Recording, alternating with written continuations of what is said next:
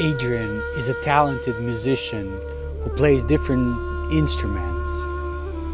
Adrian will be playing Ecstatic dance Journey on Estonian Tantra Festival, which happens in Lights Granite Villa from 4th till 7th of July.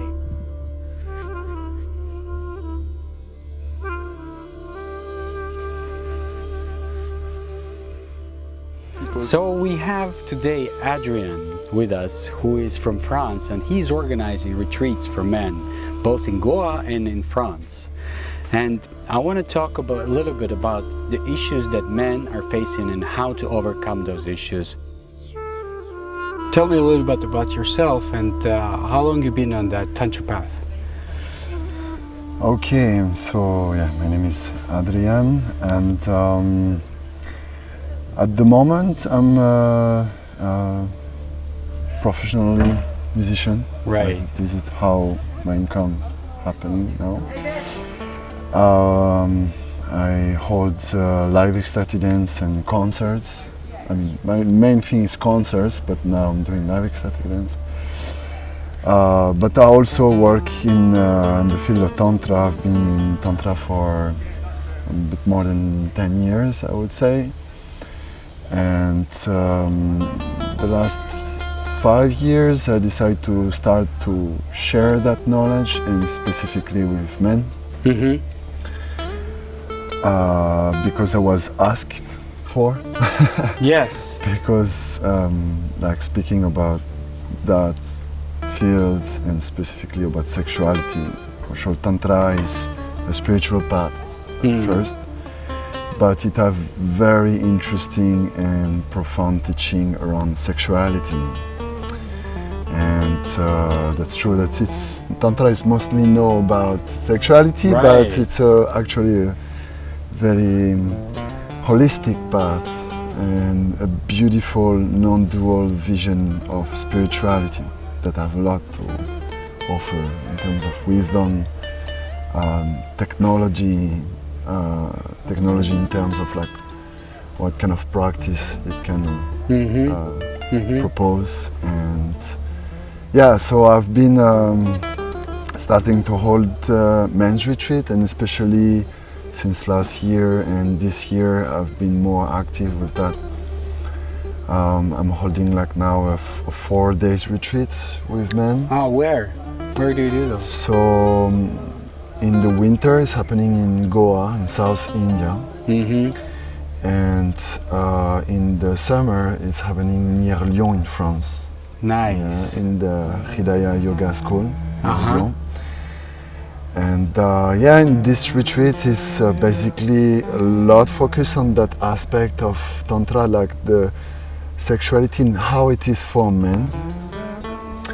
And there are many things also. It's about laying the spiritual, metaphysical basis of Tantra, of course, and like how to anchor this into your life. There is a beautiful exploration on polarity, like to feel the feminine polarity inside you and the masculine polarity, and what does it look like, how you can deepen it, how you can mature it and align it with your spiritual path. And we do a lot of movement, we do many things, and the core part of the retreat is about semen retention, sublimation of the energies, but I guess we're gonna speak more about that also. What are the main issues that men are facing these days and how to overcome them? I would start with something from the highest aspect, let's say, which is about direction and vision. So in Tantra it starts with that. It starts with setting and framing a proper vision. Every man should have a vision, right? This is really important. Yeah, I mean, since the masculine polarity is about direction, it's about focus and how you are able to direct yourself in life. So the feminine is a lot about flowing and feeling, having the intuition and and the masculine gives you this possibility to direct yourself. And of course you can direct yourself through your values, through your goal in life, what you want to achieve in life, and according to the culture you grew up, you can have different directions there. But in general, for men, I would say, for anyone, would be to have a proper deep spiritual direction. That's mean in your life, are you directed to achieve something outside, or are you directed to first commit to truth, commit to love, commit to revelation of like really revealing what you deeply are inside? Because it's about really finding out who is this, what is this consciousness, what is this reality, who am I, you know? Because if you don't know who you are, who is living your life, who is directing your life, who is taking decision, Who is it? Who is it?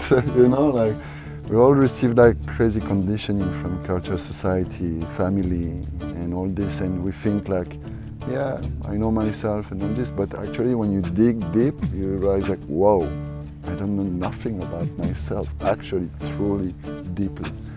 So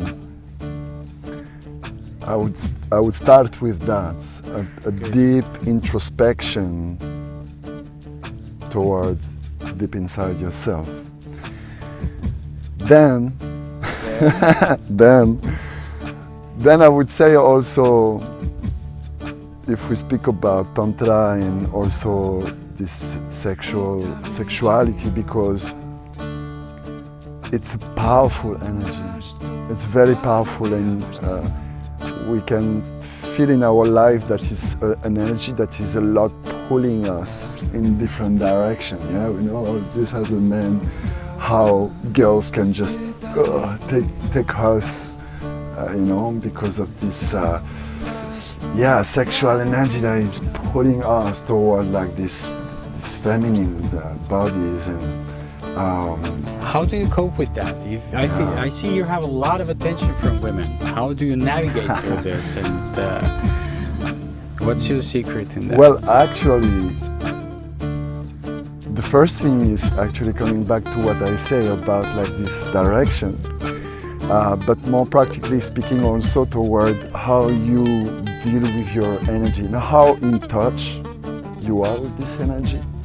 Like first to be aware, like, wow, there is sexual energy and that is pulling me, you know. So if you're not aware of it and if you're not in control of it, then it's taking control over you. That's right. Yeah. So this is one of the very important things that in the training we have like a very deep discussions between men, like to contemplate that how it takes us and how it takes control over our life, but we don't know how much. It's like because it's like this many layers to it, but it's in every aspect of our life, every relation, whatever if it's with women, with men, with nature, with society, with the work space and different places. This energy is at play. This energy is at play in so many situations. We don't realize how much it is there. Yeah? But I have a more practical question to you. You have a very good outfit, and women love that. So sometimes you have to say no to women. And I've been in these situations for many times. Even here, some years ago, we had this case where we had like a group of men, and they all were like, "How do you say no to women? Can you give me some tip on that? Or what is your tactics?" Well, first there's a different no. There's a no because you don't want this person, because you're not interested. and there's a no from a place where you are interested, you feel attracted, you know that you would feel like something that you need there. Yes. But you check in within and say like, okay, but why? What is gonna, where is gonna take me if I do so? What I want, what is my intention? And this coming back again to the very first direction, what I want in life, you know, because Shiva is about this pillar of like remaining unwavering into the storm, you know, is the eye into the cyclone. Yeah? And so the Shiva aspect connected to the masculine is the eye in the middle of the cyclone, this place of silence and stillness, of like complete unwavering awareness. So, and the Shakti is the storm, is power, is movement, yeah? So I would say the way you interact with women, the way you react to feminine calling is the way also you behave in life, because life, manifestation, this material reality is Shakti. Yeah. Is this feminine immanence, Shakti immanence. Yeah? And so it's testing you. Are you there? Are you on your direction? Yeah? Checking like, can I tease you somehow? And see, you come, okay, come. And then, you know, like it will test you always. So for me, it's a lot about like coming back to that direction, this intention, this, this pillar of like, okay, I'm going there. If it's proper, then yes, you know, and it's a respect to yourself to say no in that matter, and respecting this direction, respecting this thing of like, yeah, okay, you know, I can get distracted, I can enjoy and go in the flow and go into enjoyment. There's nothing wrong about enjoyment, I'm not saying that. But is that really your purpose right now? So you need to check in. And then honoring also the woman about saying no in a way that is, of course, respectful and honoring. So not like that you say it in a way that the person will feel rejected or feeling unworthy or not good enough of your intention. You can simply like, wow, thank you so much for your interest and I'm so honored by your attraction, but right now I feel for me it's not aligned with where I am now and I would like to stay in that. Wow. You know? And maybe that's a no for now and let's see later, but right now it's like that. Beautiful. Yeah. I like it. It's very well said. It really doesn't hurt the other person, which is really important. Yeah. Another thing, you were talking about this aggressive sexual energy that men very often have to suppress somehow and work on it and direct it. What kind of advice would you give to men? What is the practice that helped you, for example, to maintain it and balance this energy? So getting to know it deeply, and because everything that you don't know or you suppress, everything that is like, yeah, it's there, but okay, you know, like I don't really look at it. It's become part of what we call the shadow, and the shadow, if it's not seen, is actually manipulating you in an unconscious way. So I would say like getting to know it, getting to know this animalistic, yeah, because animalistic and sexual energy is really connected. It's the first two chakras, right? And it's again like this brahmacharya idea of like cultivating this, like saving your energy, because what's happening, like when we get turn on, horny. It's taking us, this energy is like bringing tension, yeah? And we build this tension, in some point it needs to be released. And so many men think like, okay, I need a woman to have sex with her and to release this energy, you know? So if instead of this, we say, okay, now it's coming, wow. And this energy is actually a raw energy. It's a natural energy. We feel like it's directed to someone, but actually it's neutral. So you can acknowledge this and learn how to move it through your system and to empower other place in yourself. So instead of the energy is like stuck down there, you start to move it, maybe first to the Hara, to Manipura chakra, that gives you this vertical, reinforce your willpower, your courage, your determination. You can move it higher to the heart and be connected to this deeper aspect of who you are, love and transpersonal, and centered place in the heart, and higher into higher dimension of yourself, like the third eye that gives you also clarity. That's really helpful. Acknowledging this energy and getting to know it, because it's empowering. It's power, it's raw power. This sexual energy is actually life force. It's the energy of nature that grows the trees, that grows the plants. It's the same intelligence of this energy that is everywhere in nature, that is there inside of you. So getting to know it, getting empowered, but let's say I would say bound it or tie it to the heart. Tie it to your core direction, your core self, deeper self, And I would say also the spiritual path for me start when the mind starts to serve the heart, and not the other way around. The other way around. Right. So by getting in touch with your heart, when I say heart as